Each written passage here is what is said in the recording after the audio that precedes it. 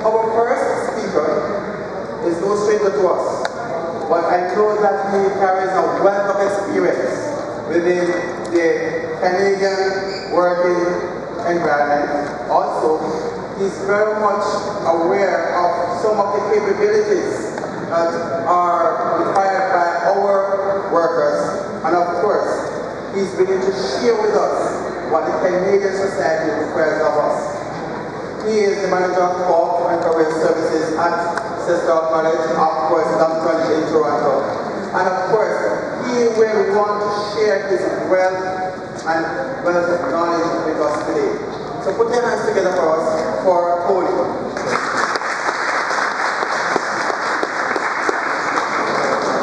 Thank you, John. And thank you guys for being here.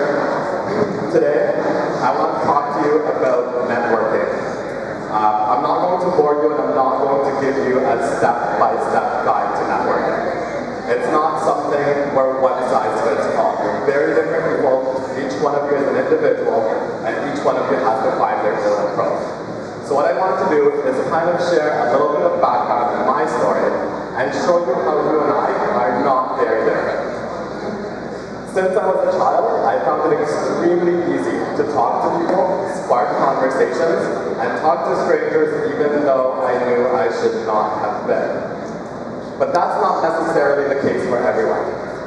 Being able to just spark conversation with complete strangers, some people find that nerve-wracking. However, it's not impossible. It is a skill. It is a skill that's developed throughout time and practice. I graduated high school and studied business management at Ryerson University, and all I knew is that I wanted to work at a bank after. Doing what? I don't know. I just wanted to work at a bank because that's what I was supposed to do. That's what my parents told me I was supposed to do. So I graduated, and for about 6 months, I applied non-stop to every bank, to every that was posted online. Guess what I got? Nothing. Not a phone call, not an email, nothing. Obviously that's a little disheartening. I think we've all experienced that here, trying to apply to 1,000,001 places and getting nothing in return. I did not know it then, but I do know it now. I know why I never got that call. It was my damn resume. It was terrible. Now, networking was not hammered into me and the students when I was graduating. It wasn't as big of a deal as it is now. Whereas here you're constantly hearing network, network, network. It is the only way to get a job. Now, this day and age, especially, it can't be more true. We have a growing population, and the job market is becoming more and more competitive. With that in mind, you have to network. So back to my story and my bank job. So one day my father tells me he's having a conversation with his coworker. His coworker's friend's wife worked at a bank and was willing to put my resume into that bank. The same resume that I've been working with, that same really bad resume I've been working with. But with my resume being put in by someone, I finally received a call within weeks. I went for the interview, and within weeks, I got the job. Now it's my first bank job, and when it comes to banks, you've got to start at the very, very bottom. So I was a customer representative agent on the phone. That was my first job at the bank in an inbound call center. They hired away 25 people that one time, and then I learned that out of the 25 new hires, 22 of us came in through referrals. That means that the 25, only 3 people had actually gone through an application process. And that's when I really, really understood that cliche that we've all heard. It's not what you know, it's who you know, and it was never more apparent than that. 7 years later, 3 different banks and multiple positions, I learned that banking is not my passion. I didn't want to wake up every day opening accounts and applying for started applications on behalf of people, that was not something I wanted to do. 7 years later, I did figure that out. So I took 2 years off, traveled to many sunny beach destinations, and finally came back with a clear mind, and I went back to school to study politics. I finished my degree in about 2 years. It was a 4-year program, but I was determined not to be in school by the age of 30. So I did 150% course load, worked 2 full-time, well, 1 full-time job and a part-time job. I barely slept, but I made it through, and I finished in 2 years. And by then, I knew that I wanted to get into education. So I did some research online. A week later, I found myself on a one-way flight to China with a job lined up. And this is where you and I don't differ. I understand what it's like to end up in a place that is not your home. Only I ended up in a place of 22 million citizens in the city of Beijing, and I did not speak their language. I got out of the airport, and the first thought was, what the hell did I do? But that same night, I started to walk around the streets, trying out the food, talking to people, even though I did not know their language. I figured that there were apps for that. So I started talking to people through apps. It became very, very apparent very quickly that networking in China is much easier than any other place I've been. I would walk into a mall and I see someone shaking your head because I know that you've worked in Asia too. You'd work in a mall and people would come up to you and ask you if you're working and if you want work. So I learned a big part of making connections in China was simply looking like you're not from China, which obviously came naturally for me. I was born not Chinese, so it was easy. Knowing that, I decided I wanted a better opportunity than the job that I had initially gone there for. So I started frequenting upscale areas, knowing that I'd be making contacts. And through those contacts, I found myself working in one of the top-tier private schools in Beijing. I also taught at a university, as well as given some classes and businesses that I made contact with for field-specific English. And these all came from contacts. You are not at a disadvantage not being from here, but you must figure out a way to find your advantages. And again, that is something that is done personally. Networking and networks are your best bet to grow professionally. I know you guys are sick of hearing it. Everyone keeps telling you, but as college students, you're going to hear it again and again. It's not what you know, it's who you know.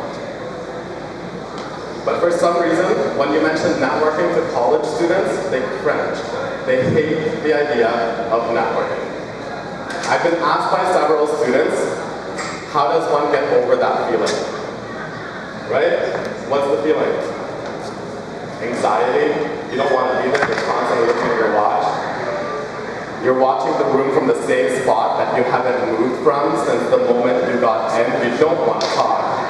You want to enjoy some appetizers, but you don't want to eat too much because you don't know who's watching. Yeah, it's not fun. And usually you're going to these networking events with a friend or a coworker. And when you're there collecting cards that you're never really going to use, right? You're not really going to make the best out of these events if that's what you're going into it with. The question that's asked of everyone in these networking events, the first question that's asked, which would be really hard for you guys to answer, is what do you do and who do you work for? That's what everybody wants to know. But is that effective? Do people really care what I do? If I told someone my name is Tony, I'm a manager, I'm an instructor, well, that's great for me. Do they care? Are they going to remember me the next day or the next week? Not really. What if I took it a little bit further? How are you going to be effective in your networking skills? Well, you've got to make it personal. You're going to have to leave a lasting impression on someone. What if instead I just told them I was a teacher and a manager? I talked about my passion for the job. What makes me want to come into work every single morning? What if I gave anecdotes about my students? What if I told them how gratifying it was to learn that I played a part in student success? Would that have made a difference? Probably. they'd be able to put a story to the name and not just a card. I show a little bit of emotion that resonates a lot more than just telling them about the company and what we do. Realistically, networking is about building relationships. Again, it's building relationships. And that's done over time. What we need to keep in mind, the only way that we can make this successful is actually leaving a lasting impression on people. It's really all about how we make people feel. We must make ourselves memorable, because if we don't, you're just going to be another business card in someone's hand that they just cannot put a face to. Studies show that the most successful networkers are those who manage to find a shared interest or passion outside the scope of work.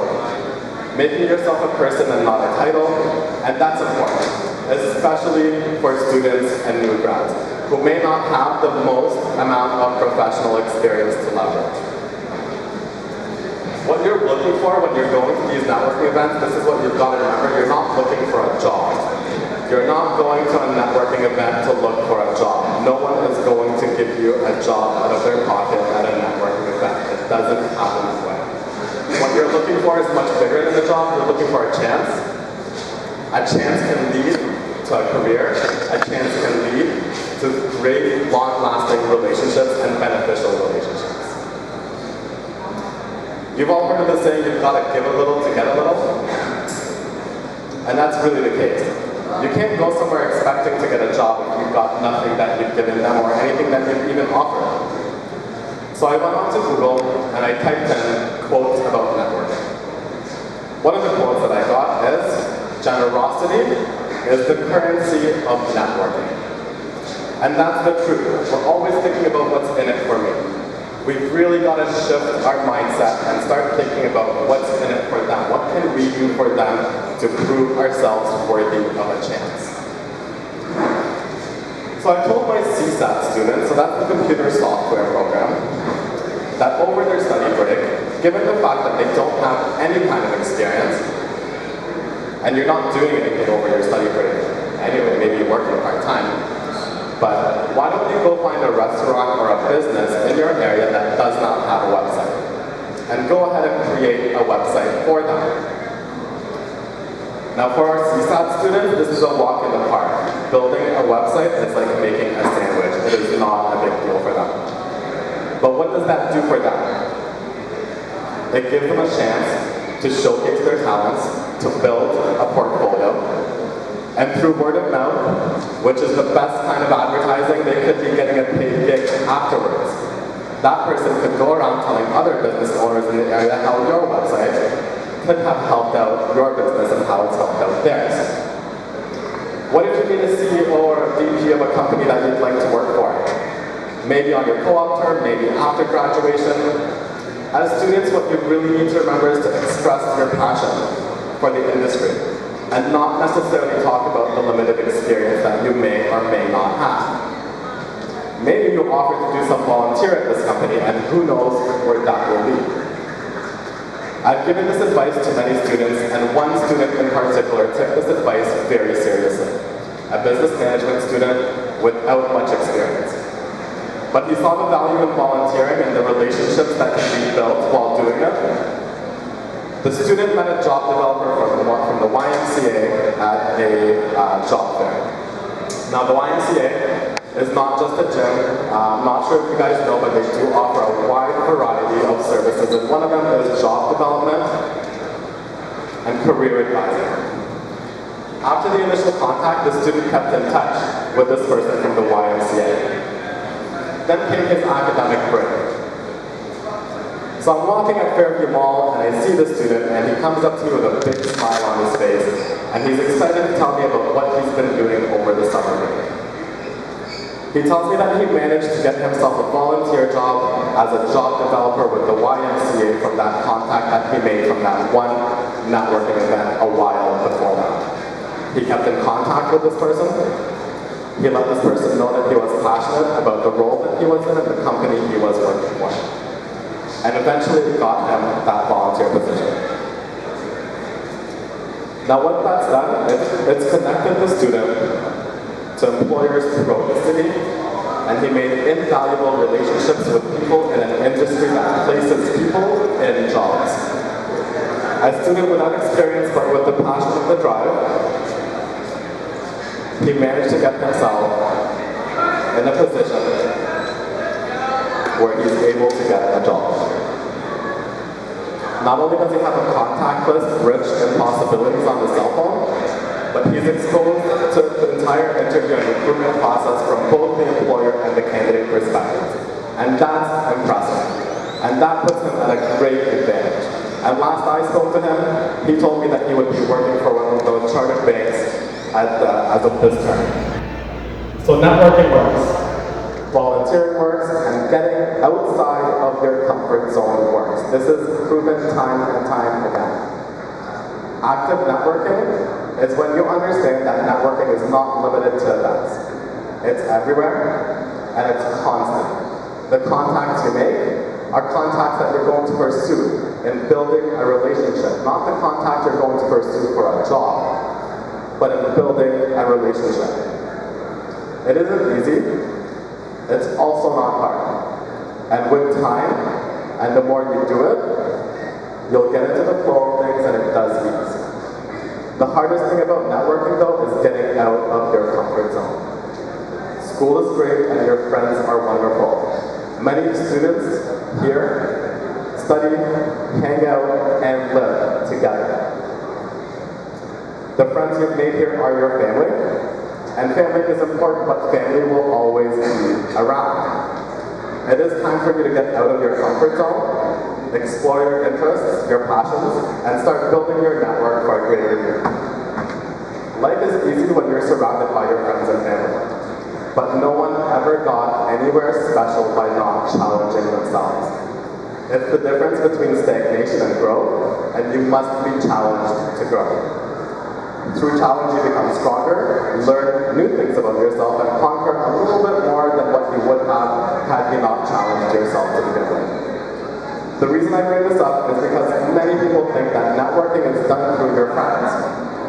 And where that may be true, when your friends are working in a different place, studying at a different school, and living in a different area, it is not the case when you work with your friends, when you go to the same school as your friends, and when you work at the same place as your friends. That's your inner circle. Everyone they know, you know, and vice versa. You're not making new connections. Sociologists differentiate between relationships that are with friends and relationships with your acquaintances. There's an American sociologist by the name of Blvd and a professor at Stanford University who's published a paper named Notes on the Strength of Weak Ties. Weak ties are those ties with acquaintances, also known as dormant relationships. And in his paper, he promotes these relationships as the best kind when it comes to gaining information. Think about it. Your strong ties are those who are closest with you. They usually stay in the same interests and they know the same people. Therefore, the flow of information that's coming to you from these friends are not new. The flow of information that's coming to you from weak ties are new, and information that you would not have stumbled upon if you did not get out of your comfort zone. A lot of networking gurus, self-help moguls, and TED Talk speakers emphasize the importance of weak ties and tell us that these are the relationships that are more likely to get you ahead. So according to the sociologist, I'm just going to read a tidbit from his paper, it's just a few lines. Individuals with few weak ties will be deprived of information from distant parts of social systems, and will be confined to the provincial news and views of their close friends. Their deprivation will not only insulate them from the latest ideas and fashions, but may put them in a disadvantaged position. So a few weak ties is not what you're looking for. You're looking to make as many weak ties as you possibly can. Networking is about making new contacts, finding out who they know, and who their contacts know. So it's not just about who you know, but who they know, and who they know, and who they know, and we can keep going on, but it's basically 6 degrees of separation. Remember, even when you are working, networking does not stop. Maintaining and forming relationships at the workplace is a guaranteed way to get ahead. Helping out at work is a way to get noticed and a way to apply your talents anywhere and everywhere that you can. Leave a lasting impression everywhere you go. And remember, you never know who's watching. So always act mature and professional. You never know who will be in front of you one day interviewing you. Ladies and gentlemen, it's time to get out of your shell, discover who you are, and show it to the world. And remember, it's not just who you know, but who knows you. So it's time to let yourself be known. I just want to leave you today with a quote from Wayne Gretzky: "You miss 100% of the shots that you do not take." Thank you for being here, guys.